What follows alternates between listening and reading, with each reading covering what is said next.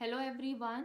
तो सबसे पहले मैं डेली गोल की बात करूं तो आज 5 जैन है। हमारा गोल था आज कि हम लिविंग वर्ल्ड का 3rd लेक्चर तक कंप्लीट कर लें और फिजिक्स केमिस्ट्री का 5th और 6th लेक्चर फिजिक्स और केमिस्ट्री का 5th लेक्चर तक कंप्लीट हो।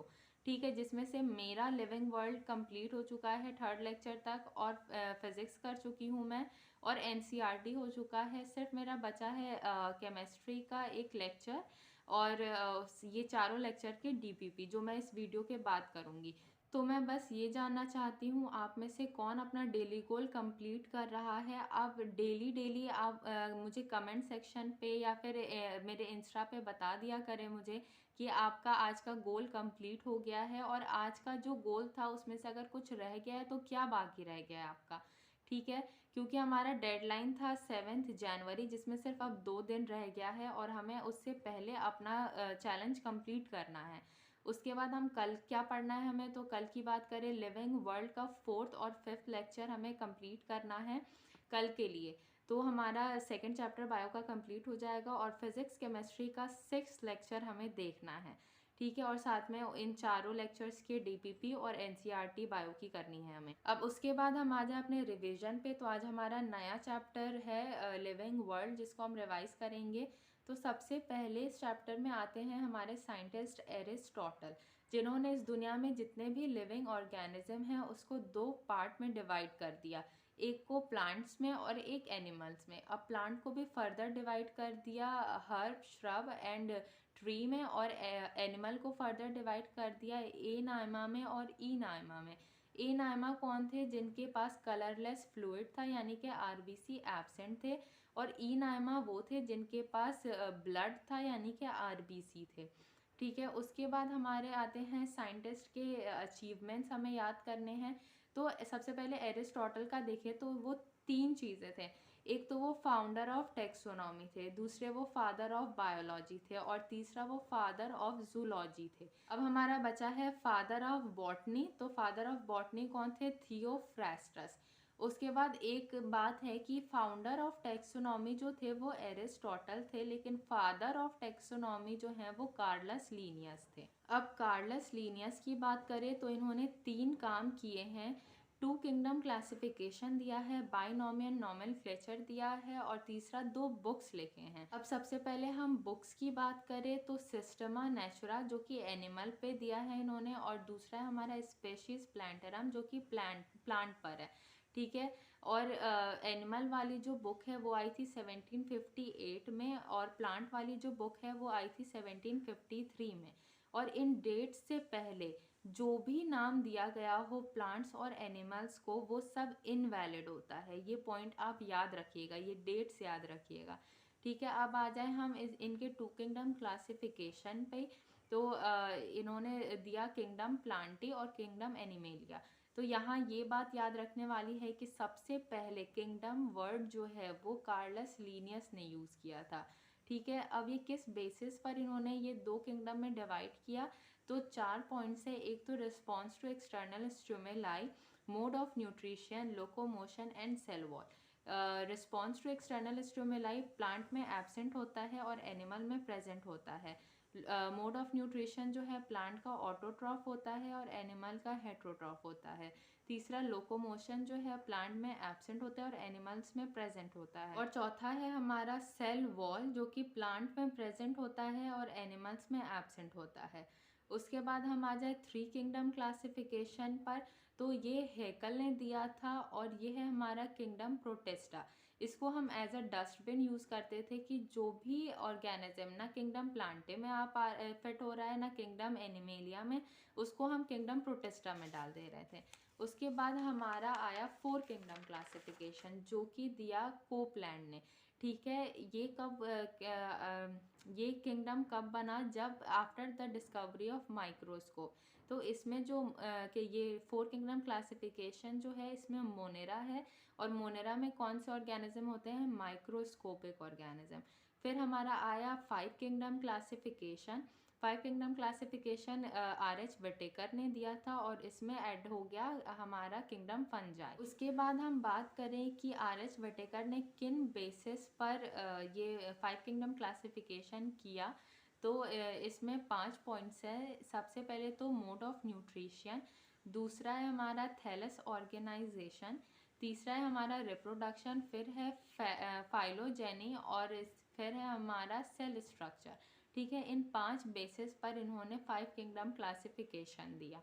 उसके बाद अब जो हमारे पास 5 किंगडम है यानी कि प्लांट्स है, एनिमल्स है, मोनेरा, फंजाई, प्रोटिस्टा है। अब इसको हम डिवाइड करें, सबसे पहले हम ले on the basis of nuclear membrane. तो प्रोकैरियोट होता है और एक यूकैरियोटिक होता है। तो प्रोकैरियोट जो है वो हमारा मोनेरा होता है और यूकैरियोट्स में हमारा बच गया plants, animals, fungi and protista. उसके बाद on the basis of number of cells, तो यूनिसेलुलर और मल्टी सेलुलर। तो यूनिसेलुलर में हमारा आ जाता है प्रोटिस्टा और अब मल्टी सेलुलर में हमारा बच गया प्लांट, एनिमल एंड फंजाई। अब on the basis of mode of nutrition आता है ऑटोट्रॉफ एंड हेट्रोट्रॉफ। तो ऑटोट्रॉफ में आ जाता है हमारा प्लांट्स और हेट्रोट्रॉफ में हमारा बच गया एनिमल और फंजाई। अब on the basis of cell wall, तो सेल वॉल जो है फंजाई में प्रेजेंट होता है और एनिमल्स में एब्सेंट होता है। तो इस तरीके से हमने पांचों किंगडम को डिवाइड कर दिया। अब हम कार्लस लिनियस के बारे में पढ़े थे कि इन्होंने 3 काम किए थे। एक तो 2 बुक लिखी थी, दूसरा है हमारा 2 किंगडम क्लासिफिकेशन और तीसरा है बाइनोमियल नोमेनक्लेचर। तो ये क्या चीज़ है? ये नाम देना किसी भी ऑर्गेनिज्म को जो कि all over the world acceptable हो। ठीक, अब ये साइंटिफिक नेम देते कैसे हैं? तो इसमें 2 वर्ड्स होते हैं एक साइंटिफिक नेम में। पहला जो है वो हमें जीनस के बारे में बताता है और दूसरा जो है वो स्पेसिफिक एपिथेट के बारे में बताता है। और दूसरा जो है ये फर्स्ट वर्ड जो होगा उसका पहला लेटर कैपिटल होगा और जो स्पेशीज एपिथेट का मतलब सेकंड वर्ड जो है उसका सारा ही लेटर स्मॉल होगा। अब तीसरा रूल ये है कि अगर ये प्रिंटेड फॉर्म में लिखा जाए साइंटिफिक नेम तो ये इटैलिक्स में लिखा जाएगा और अगर हैंड रिटन है, अगर हम खुद से लिख रहे हैं तो ये सेपरेटली अंडरलाइंड होंगे।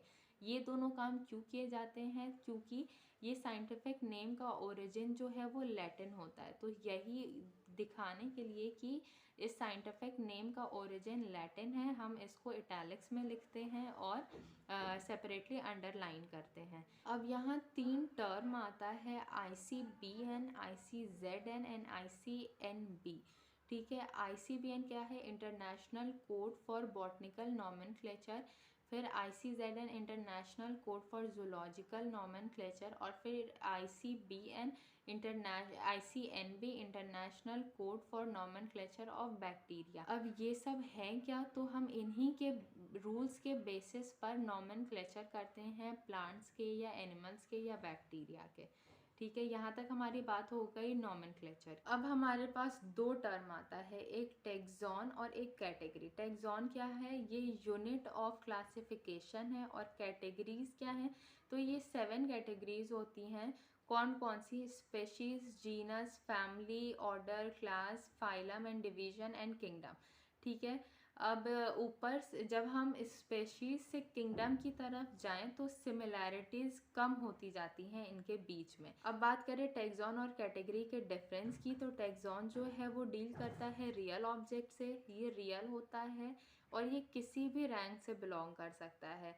और कैटेगरी की बात करें तो ये एक एब्स्ट्रैक्ट होता है, ये एक पर्टिकुलर रैंक से बिलोंग करता है और इसमें डील हम रैंक से करते हैं। उसके बाद हम बात करें स्पेशीज़ की, तो इसका डेफिनेशन है group of individual with fundamental similarities.